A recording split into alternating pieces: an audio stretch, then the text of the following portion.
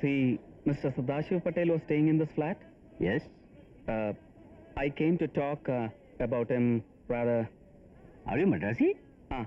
Keralite. Oh, മലയാളിയാ? എൻ്റെ പേര് Narendran, doctor Narendran. ഡോക്ടറോ? അല്ല, ഞാനൊരു സയന്റിസ്റ്റ് ആണ്. കെമിസ്ട്രിയിലാണ് ഡോക്ടറേറ്റ്. ഇപ്പോൾ ഇന്ത്യക്ക് പുറത്ത് വർക്ക് ചെയ്യുന്നു. വെളിനാട് എന്നാ എങ്കേ? United States. அமெரிக்காவோ? അതെ. நம்ம புஷ்ஷோட இடம். வாங்க வாங்க. உள்ள இருக்க வேண்டிய பிரெயின் எல்லாம் வெளியில தான் கிடக்கிறது. Brain train. இந்த நாடு எப்படி வெற்றி அடைவாரு? ஒண்ணுமே ஆகாது. உட்காரு உட்காரு. ഇവിടെ ഇപ്പോൾ സാമിയും ഫാമിലിയും. ஆமா, ஆத்துக்காரி மார்க்கெட் போயிருக்கு. வருவாரு, இப்போ வருவாரு.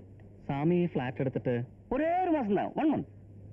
അതിനു മുമ്പ് ഇവിടെ താമസിച്ചിരുന്നത് ഒരു സദാശിവ് പട്ടേലും ഭാര്യയുമായിരുന്നില്ലേ? അതൊന്നും എനിക്ക് தெரியவே தெரியாது. ஹவுஸ் ஓனர் கிட்ட இருந்து ஸ்ட்ரைட்டா தான் நான் சாவி வாங்கியிருக்கேன். அது வந்து ஒரு Malayali, one mister Philip Koshy. அவரை மட்டும்தான் எனக்கு தெரியும். പട്ടേൽ കിട്ട ഞാൻ பார்க்கவே ഇല്ല. അതല്ല സ്വാമി എനിക്കറിയേണ്ടത്. സി, മിസ്റ്റർ പട്ടേലിനെയും ഭാര്യയെ നിങ്ങൾക്ക് കാണാൻ ഒക്കില്ലെന്ന് എനിക്കറിയാം. കാരണം അവർ രണ്ടും ഇന്നിപ്പോൾ ഈ ലോകത്തിലില്ല. ஆமா, അത് നിങ്ങൾക്കും അറിയാം. என்னமோ ஆக்சிடென்ட் ஆயிடுச்சு, எங்க இருந்து போயிடுச்சு அப்படிலாம் கேள்விப்பட்டிருக்கேன். ஆனா கரெக்டா ஒண்ணுமே எனக்கு புரியாது. வாடகை ரொம்ப கம்மியா கிடைச்சது. அது என்ன என்கொயரி பண்ணேன். அப்ப லேண்ட்லார்ட் சொன்னேன், இங்க முன்னாடி இருந்தவன் ஒரு ஆக்சிடென்ட்ல சத்து போயாச்சான். எப்படியானாலும் நம்ம புண்ணியம் தானே. வாடகை ரொம்ப கம்மி அல்லவா? അവർ മരണപ്പെട്ടു എന്നുള്ളത് ഉറപ്പാണോ? இதுக்குள்ள என்ன கன்ஃபர்மேஷன் சார்? யார் விட்னஸ்? அந்த ஓல்ட் கப்பலுக்கு கரெக்டா ரிலேட்டிவ்ஸ் கூட இல்லை. சன் டாக்டர்லாம் இருக்கு. இருந்தா கூட எல்லாரும் உங்க மாதிரி அமெரிக்கா கனடான்னு சொல்லி சுட்டிட்டே இருக்கு அல்லவா? உங்களுக்கு என்ன സാർ ഇതുമായി സമ്മതം? ഇല്ല, എനിക്കറിയുന്ന ഒരാൾ ആ ബസ്സിൽ പോയിട്ടുണ്ടായിരുന്നു. അവർ പോയത് ഈ ഓൾഡ് കപ്പിളിൻ്റെ ഒപ്പമാണ്. ആ ആക്സിഡന്റിന്റെ ഡീറ്റെയിൽസ് ഒന്ന് അറിയാൻ വേണ്ടിയിട്ടായിരുന്നു. என்ன பண்ண முடியும்? எனக்கு எவ்வளவுதான் தெரியும். ஆண்டவன் சாட்சி, இதுக்கு மேல எனக்கு ஒண்ணுமே தெரியாது. വരട്ടെ. താങ്ക്സ്. யார் சார் உங்க ஆளு? மதுரா ஃபாதரா? ഒരു ഫ്രണ്ടാ.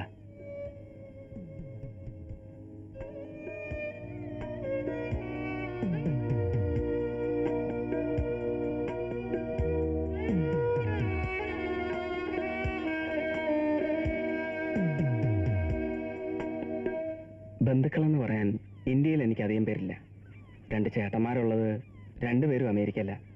കുറച്ച് ഫ്രണ്ട്സ് ഉണ്ട്, നമ്മുടെ വർമ്മയും ഫാമിലിയും. പിന്നെ പണ്ടിവിടെ എൻ്റെ കൊളീഗ്സ് ആയിരുന്നിട്ടുള്ള 3-4 പേര്. എനിക്കതുകൂടിയില്ല. ഉള്ളവരൊക്കെ മതി. നമുക്കെല്ലാം കൂടെ ഞാൻ താമസിക്കുന്നിടത്തോ വർമ്മയുടെ ഫ്ലാറ്റിലോ എവിടെയെങ്കിലും ഒന്ന് ഒത്തുകൂടി ഒരു ഗെറ്റ് ടുഗെദറും താലി കെട്ടും. എന്താ പോരെ? പോരാ. എനിക്ക് ഏതെങ്കിലും ഒരു ദൈവത്തിന്റെ മുമ്പിൽ വെച്ച് താലി കെട്ടണമെന്നുണ്ട്. ഏതെങ്കിലും ഒരു ദൈവത്തിന്റെ മുമ്പിൽ വെച്ച് മതിയാ? മതി, ആരും വേണ്ട. നമ്മൾ രണ്ടാളും മാത്രം മതി. അതും ഒരു ചടങ്ങായിട്ടൊന്നും വേണമെന്നില്ല. എന്തെങ്കിലും ഒന്ന് നരേന്ദ്രേട്ടന്റെ അടുത്ത് ദൈവത്തിന്റെ കൺമുമ്പിൽ ഒന്ന് നിന്നാലും മതി. എന്നാ വാ, ഇനി അതിനൊരു അവധി വെക്കണ്ട.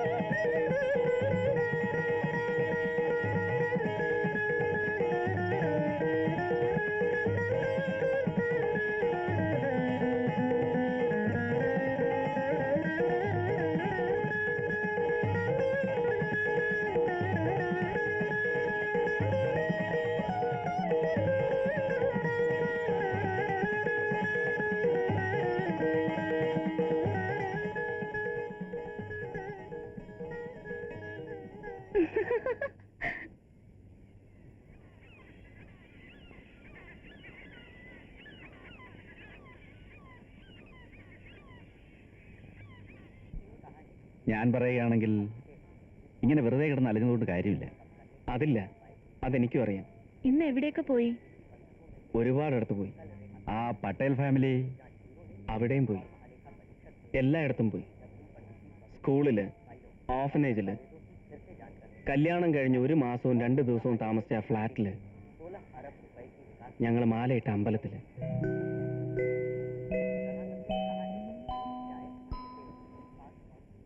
ഇതെവിടെയാണ് ഈ ആക്സിഡന്റ്, എന്നാണ്, എങ്ങനെയാണ് എന്നൊക്കെയുള്ള വിവരങ്ങൾ അറിഞ്ഞാലേ കാര്യത്തിന് എന്തെങ്കിലും ഒരു തുമ്പ് കിട്ടും.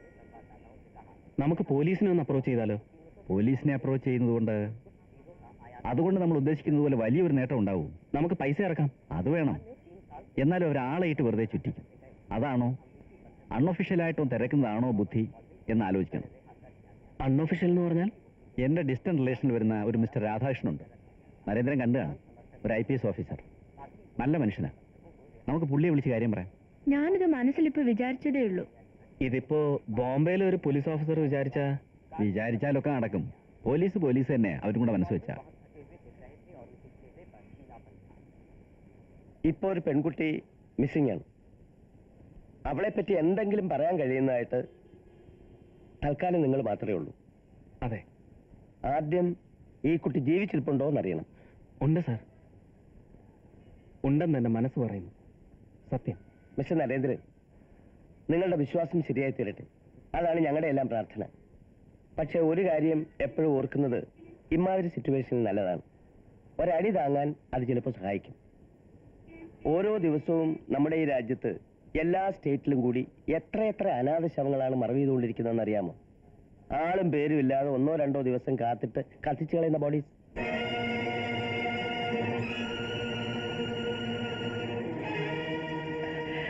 I am sorry. ഞങ്ങൾ ഈ പോലീസുകാർക്ക് ബ്ലണ്ടായിട്ട് പറഞ്ഞ് അതൊരു ഹാബിറ്റിന്റെ വൾഗർ പാട്ടാവുമല്ലേ? ഏയ് ഇല്ല, പറഞ്ഞത് എനിക്കറിയാം. I M aware of it. പക്ഷെ മനസ്സെപ്പോഴും ഒരു കച്ചിത്തുരുമ്പ് തേടുമല്ലോ. അവൾ മരിച്ചെങ്കിൽ എനിക്കത് അറിയണം. അറിഞ്ഞാൽ മതി. I can face death as a reality. 3 വയസ്സിൽ എനിക്കെൻ്റെ അച്ഛൻ മരിച്ചതാ. 17ാമത്തെ വയസ്സിൽ അമ്മയും. വേണ്ടപ്പെട്ടവരുടെ മരണം എനിക്ക് പുതുതല്ല. അതുകൊണ്ട്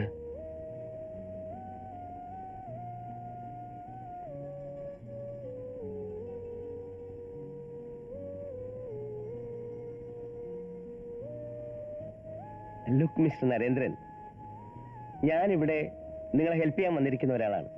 എന്നോട് നിങ്ങൾ സത്യമേ പറയാവൂ, എങ്കിലേ പ്രയോജനമുള്ളൂ. അതുകൊണ്ടാണ്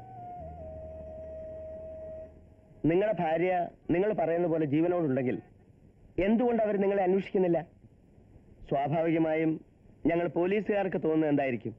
നിങ്ങളുടെ ദാമ്പത്യ ജീവിതത്തിൽ എവിടെയോ എന്തോ കുഴപ്പങ്ങളുണ്ടെന്നായിരിക്കുമല്ലോ, അല്ലേ? It's natural, I agree. പക്ഷേ താങ്ക് യു.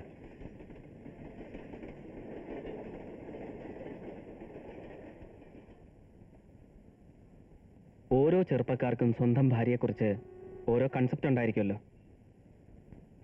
ആരും ഇല്ലാത്തൊരു പെൺകുട്ടിക്ക് എൻ്റെ ജീവിതം താങ്ങാവണം. ഏതാണ്ട് അങ്ങനെയൊക്കെയായിരുന്നു മാരേജിനെ പറ്റിയുള്ള എൻ്റെ ഒരു സെൽഫ് ഇമ്പോസ് കണ്ടീഷൻ. എന്നാൽ അവളെ എനിക്ക് ഇഷ്ടമാവുകയും വേണം, മലയാളിയായിരിക്കണം. ഈ ഒരു ലക്ഷ്യം വെച്ചുകൊണ്ട് വിവാഹത്തെപ്പറ്റി സീരിയസ് ആയി ആലോചിച്ചു തുടങ്ങിയതിന് ശേഷം, ശരിക്കു പറഞ്ഞാൽ പോയ 2 വർഷമായിട്ട് ഞാൻ കുറേയേറെ ഓർഫനേജുകളുമായിട്ട് കറസ്പോണ്ടൻസ് നടത്തിയിട്ടുണ്ട്. കഴിഞ്ഞ 2-3 പ്രാവശ്യമായി ഇന്ത്യയിൽ വരുമ്പോഴൊക്കെ ഞാനും ഇവനും കൂടെ ഈ വഴിക്ക് കുറേ ശ്രമങ്ങളും നടത്തിയിട്ടുണ്ട്. Very sincere attempts. മനസ്സിലായി. Of course Gauri was an orphan. അവൾക്ക് ബന്ധുക്കളെന്ന് പറയാൻ ആരുമില്ല. പക്ഷെ ഒരു അനാഥാലയത്തിൽ ചെന്ന് ഞാൻ അവളെ സെലക്ട് ചെയ്യുകയായിരുന്നില്ല. ഇവൻ്റെ വൈഫിന് ഇവിടെ അടുത്തൊരു സ്കൂളിൽ ജോലി കിട്ടി. അവിടെ ഒപ്പം ജോലി ചെയ്തുകൊണ്ടിരുന്ന ഒരു പെൺകുട്ടിയുടെ ഫോട്ടോ വാങ്ങി ഇവരെനിക്ക് അയച്ചു തന്നു. സ്റ്റേറ്റ്സിലേക്ക്? അതെ. എൻ്റെ താല്പര്യങ്ങൾ അറിയാമായിരുന്നത് കൊണ്ട് അതൊരാരുമില്ലാത്ത പെണ്ണിൻ്റെതായിരുന്നു. ശരിക്കും ഒരു orphan girl, Malayali. And she was a graduate too. നേര് പറഞ്ഞാൽ കഴിഞ്ഞ തവണ വരുന്നത് തന്നെ ചേട്ടന്മാരെയൊക്കെ വിളിച്ച് ഫോട്ടോ കാണിച്ച് വിവരം പറഞ്ഞ് അവളെ മാരി ചെയ്യാൻ തീരുമാനം എടുത്തിട്ട് തന്നെ. അപ്പോ അതുവരെ ആ കുട്ടി എവിടെയാ താമസിച്ചിരുന്നത്? കൊളാബായിൽ ഒരു ഓർഫനേജിൽ. അതായിരുന്നു അവളുടെ ലോകം. അവിടെ പോലും അവൾ കുറേയൊക്കെ ലോൺലി ആയിരുന്നു. അധികം കൂട്ടുകാരില്ല.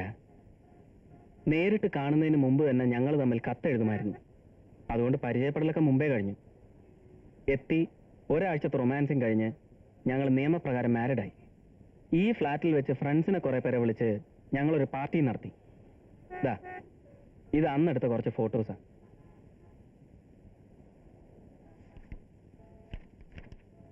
ഈ പിൽഗ്രിമേജ് സംഘത്തിന്റെ ഒപ്പം പോകാമെന്ന് സജസ്റ്റ് ചെയ്ത ആരാണ്? നിങ്ങളോ ഭാര്യയോ? അവള് തന്നെ. ഒന്നാമത് സ്കൂളിലെ ജോലി വിട്ടു, കല്യാണം കഴിഞ്ഞോടെ ഓഫനേജിലെ താമസവും മതിയാക്കി. പിന്നെ ഞാൻ മടങ്ങി വരുന്നത് വരെ 1 മാസം ഒറ്റയ്ക്കുമല്ലേ.